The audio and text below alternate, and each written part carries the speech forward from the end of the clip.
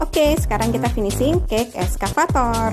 Ini aku tinggal bikin alasnya. Cake-nya udah dibikin sih, jadi alasnya aku pilih warna hitam biar mirip dengan aspal aslinya. Dipipihkan, memanjang, kemudian kita tempel atau kita cover di bagian alas cake-nya.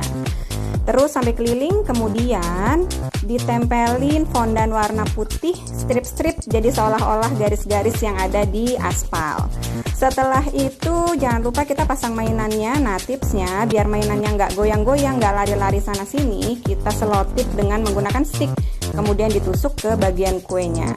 Mau dipasang di samping, atas, bawah sama aja, sebaiknya dikasih stick biar dia posisinya lebih fix. Setelah itu ini aku ada memasang crane, jadi biar situasi eskavatornya lebih dapat. Dan ini dia hasil akhirnya.